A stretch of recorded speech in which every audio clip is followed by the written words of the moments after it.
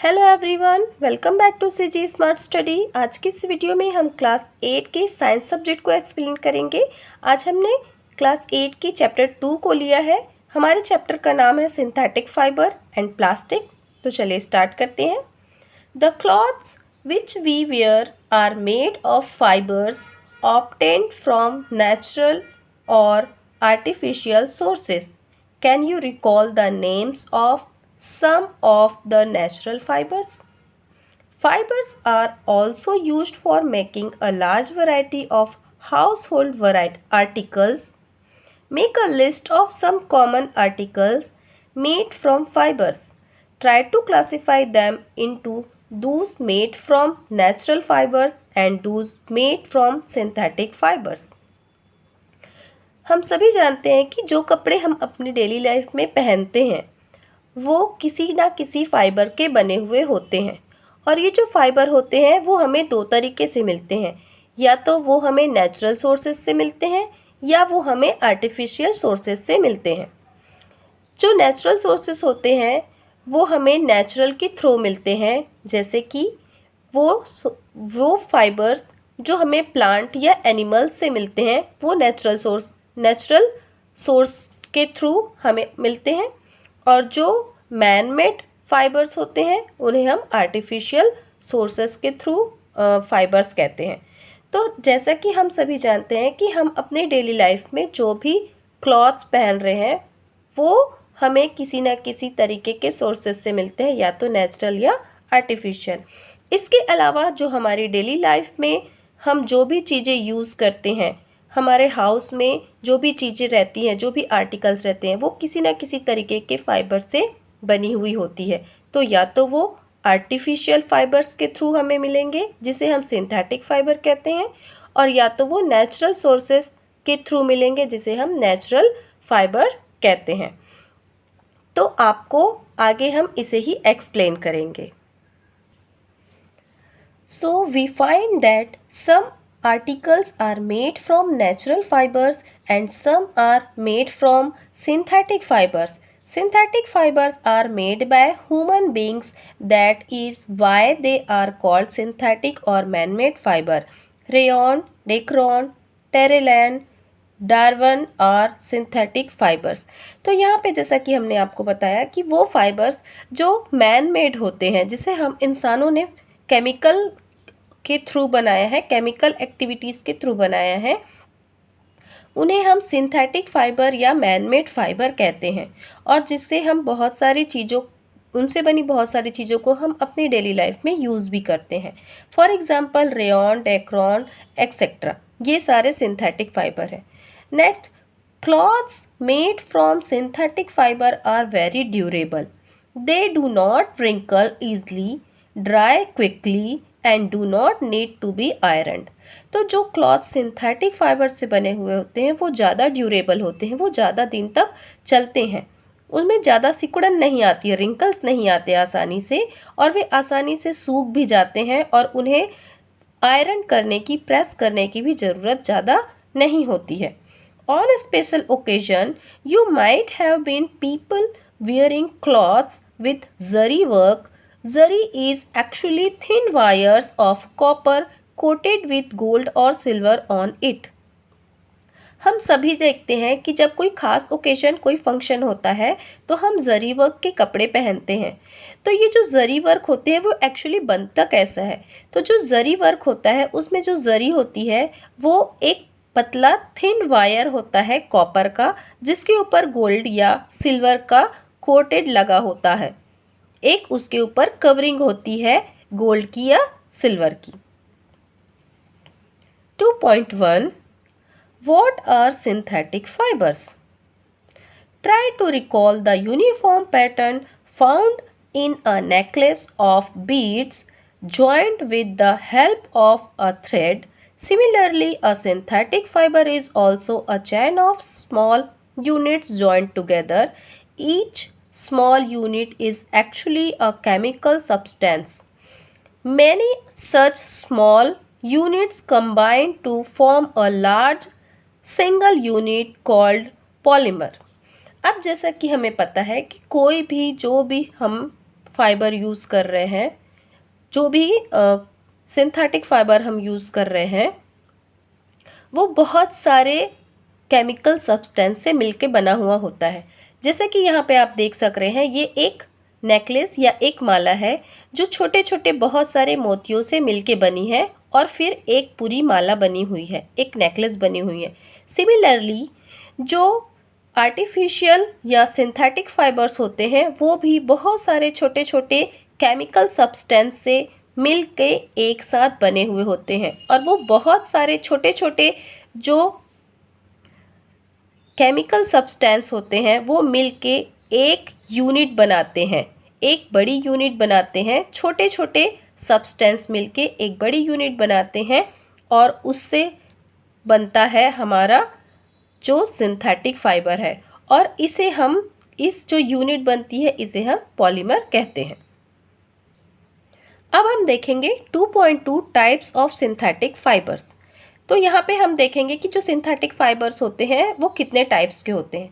सबसे पहला पॉइंट है rayon. You have already read that silk fiber is obtained from silkworm. Fabric obtained from silk fiber is very expensive, but its beautiful texture fascinates everybody. Attempts were therefore made to make silk artificially. Toward the end of the 19th century, scientists were successful in obtaining a fiber having properties similar to that of silk. This fiber was called rayon or artificial silk. It is obtained by chemical treatment of wood pulp and is a man-made fiber. It is cheaper than silk and can be woven like silk fiber. Rayon is mixed with cotton to make bed sheet और mixed with wool to make carpets. तो यहाँ पे जो हमें first artificial जो synthetic fibre हमारा है वो है रेयॉन। हम सबको पता है कि जो सिल्क है वो बहुत ही कॉस्टली नेचुरल फाइबर है। तो यहाँ पे जो साइंटिस्ट थे उन्होंने देखा कि जो नेचुरल सिल्क है, जो सिल्क है हमें वो सिल्क वॉर्म से मिलता था, जो सिल्क का फाइबर है वो सिल्क वॉर्म से मिलता था, और इसके लिए जो बहुत ही ज़्यादा एक्सपेंसिव था, बहुत ही ज़्यादा महंगा था, बट बहुत ही ज़्यादा सुंदर होने के कारण इसकी डिमांड ज़्यादा थी और ये लोगों को बहुत ही पसंद आता था। इसीलिए जो हमारे साइंटिस्ट थे उन्होंने कोशिश की और 19th सेंचुरी के लास्ट में उन्होंने एक ऐसा फाइबर बना के तैयार किया जो बिल्कुल सिल्क के जैसा था, जिसकी सारी क्वालिटीज़ सिल्क के जैसी थी, और इसलिए इसका नाम रेयॉन रखा गया या इसे आर्टिफिशियल सिल्क भी कहा गया। ये जो रेयॉन है ये केमिकल ट्रीटमेंट से बनाया गया, जिसके लिए उन्होंने वुड पल्प और मैनमेड फाइबर का यूज़ किया। ये दोनों को मिला के केमिकल ट्रीटमेंट के थ्रू रेयॉन को बनाया गया। जो रेयॉन है वो सिल्क से सस्ता है और सेम उसी तरीके से उसका फाइबर भी बुना जाता है, उसे भी बनाया जा सकता है। रेयॉन का यूज़ कॉटन में मिक्स करके बेडशीट बनाने में भी किया जाता है, और इसका यूज़ वूल में या ऊन में मिक्स करके कारपेट बनाने में भी किया जाता है। नेक्स्ट है nylon. Second, nylon is another manmade fibre. ये एक दूसरा मैनमेड फाइबर है जिसे इंसान ने बनाया है। It was made without using any natural raw materials. इसके लिए किसी भी तरीके के नेचुरल मटेरियल का यूज़ नहीं किया गया है, जैसे प्लांट्स या एनिमल का कोई भी चीज़ इसमें यूज़ नहीं किया गया है। It was the first fully synthetic fibre. ये पहला फाइबर था जिसे पूरी तरीके से मैनमेड बनाया गया है। Nylon fibre was strong, elastic and light. जो नायलॉन था वो मजबूत है और उसमें इलास्टिसिटी है, खींचा जा स्ट्रेचेबल है वो, और हल्का है। It was lustre and easy to wash. और यहाँ पे जो नायलॉन है वो बहुत ही ज़्यादा मुलायम है और चमकीला है और धोने में आसानी होती है इसे. So it becomes very popular for making cloths because of its greater strength. It is uses in making parachutes, ropes, socks, brushes, etc. जो नायलॉन है वो इसकी जो स्ट्रेंथ है उसके कारण बहुत ही ज़्यादा पॉपुलर हुआ और बहुत ही ज़्यादा इसका यूज़ होने लगा. फिर आगे इसका यूज़ इसकी स्ट्रेंथ के कारण, इसकी मजबूती के कारण इसका यूज़ पैरासूट्स, रोप्स, सॉक्स और ब्रशेस बनाने में भी किया जाने लगा. A nylon thread is actually stronger than steel wire. जो नायलॉन का जो थ्रेड है, जो धागा है नायलॉन का, वो स्टील वायर से भी ज़्यादा मजबूत होता है. थर्ड है पॉलिस्टर. अब हमारे पास जो थर्ड टॉपिक है वो है polyester. Polyester is another synthetic fibre. Fibre made from this fabric made from this fibre does not gate wrinkled easily. जो पॉलिस्टर था वो एक दूसरा तरीके का सिंथेटिक फाइबर था. इसमें आसानी से रिंकल्स नहीं पड़ सकते थे, सिकुड़न नहीं दिखती थी इसमें. टेरिलेन इज पॉपुलर पॉलिस्टर. टेरिलेन जो था वो सबसे ज़्यादा, जो अभी भी है, सबसे ज़्यादा पॉपुलर है. It can be drawn into very fine fibres that can be woven like any other yarn. जो पॉलिस्टर था, इसके जो धागे होते हैं इसे आसानी से और पतले पतले से बुनाई करके इसके दूसरे धागों की तरह इसे बुना जा सकता है. PET is a very familiar from the form of polyester. It is used for making bottles, utensils, films, wires and many other useful products. तो इसका जो बहुत सारा यूज़ था, इसका यूज़ किया जाने लगा बॉटल्स में, यूटेंसिल बनाने में, फिल्म्स बनाने में, वायर्स बनाने में और भी बहुत सारी यूज़फुल चीज़ें बनाने में. फोर्थ हमारा पॉइंट आता है acrylic. We wear sweaters and use shawls और ब्लैंकेट्स इन विंटर. हम स्वेटर और शाल का यूज़ करते हैं ठंडी के दिनों में. Many of this are actually not made from natural wool. जो ज़रूरी नहीं है कि वो नेचुरल वुल के ही बने हों. उनके लिए बनाने के लिए कुछ अलग टाइप्स के सिंथेटिक फाइबर का यूज़ किया जाता था. और इसी जो अलग तरीके की जो फाइबर का यूज़ किया जाता था उसे एक्रेलिक सिंथेटिक फाइबर का यूज़ किया जाता था. Clothes made from acrylic are relatively cheaper and are more durable and affordable which make them more popular than natural fiber. जो एक्रेलिक फाइबर के जो बने हुए क्लॉथ्स थे वो सस्ते थे और बहुत ज़्यादा ड्यूरेबल थे, इसलिए इनकी डिमांड बढ़ने लगी और इसका यूज़ ज़्यादा से ज़्यादा होता है. 2.3 characteristics of synthetic fibres. You have already performed an activity of burning natural and synthetic fibers. You must have observed that synthetic fiber melt on heating. This is actually a disadvantage of synthetic fiber. तो जैसे कि हमें पता है कि जो synthetic fibre है वो बहुत जल्दी उसमें वो गर्म हो जाता है और ज़्यादा गर्म होने पे वो पिघलने लगता है और पिघलने के साथ साथ वो सिकुड़ने भी लगता है. ये एक इसका डिसएडवांटेज है सिंथेटिक फाइबर का. If the clothes catch fire it can B disaster. अगर उस कपड़े में आग लग गई तो ये एक बहुत बड़ा प्रॉब्लम बन सकता है. This fibre melt and shrinks. Therefore, we should not wear synthetic cloths while working in the kitchen or in a laboratory.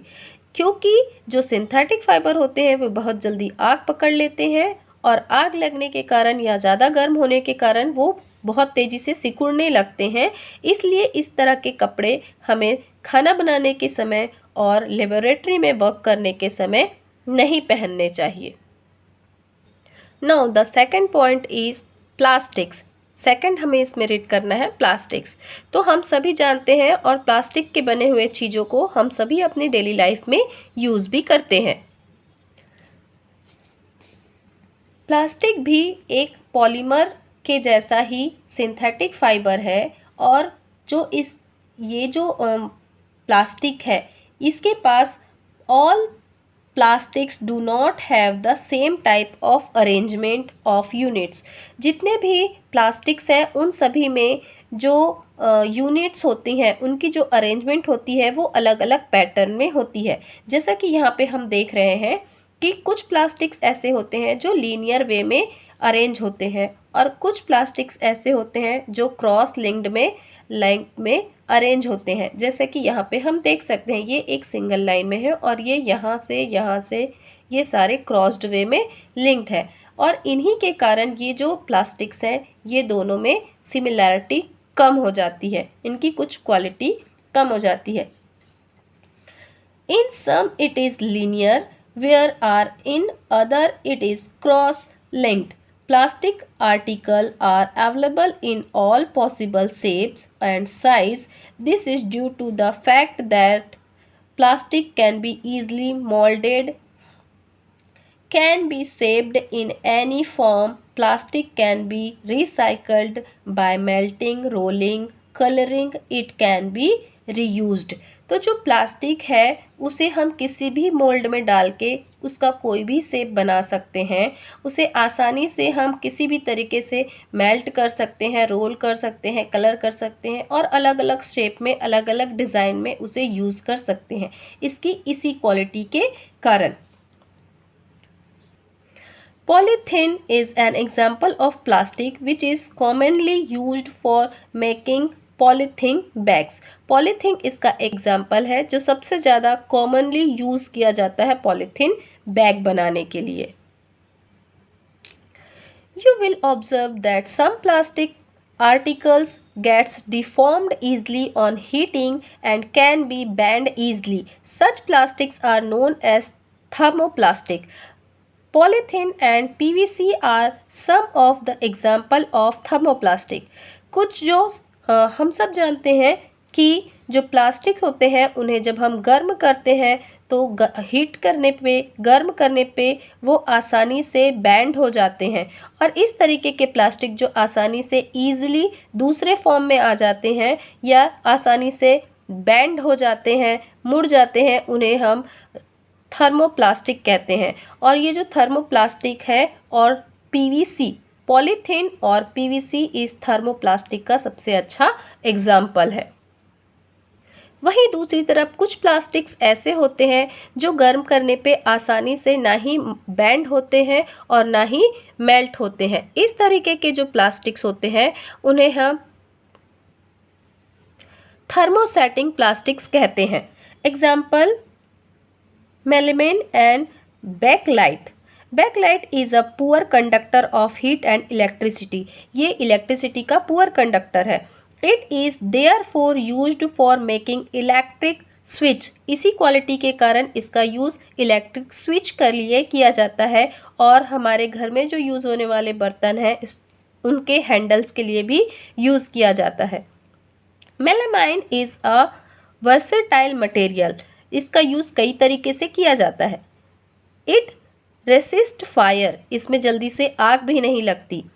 And can tolerate heat. और ये गर्म को भी दूर बचाता है, जल्दी से ऑब्जर्व नहीं करता जो और दूसरे प्लास्टिक्स हैं उसकी अपेक्षा में। It is used for making floor tile. Floor tile बनाने के लिए भी इसका यूज़ किया जाता है और किचन के जो कुछ ऑब्जेक्ट होते हैं उनके लिए भी इस फाइबर का यूज़ किया जाता है क्योंकि इसमें जल्दी से आग नहीं लगती। Teflon is a special plastic on which oil and water do not stick. Teflon एक ऐसा प्लास्टिक है जिसमें ऑयल और वाटर उसमें नहीं रुकता, उसमें नहीं चिपकता। It is used for non stick coating. और इसीलिए इसका यूज किचन के जो बर्तन होते हैं उनमें नॉन स्टिक की कोटिंग के लिए किया जाता है।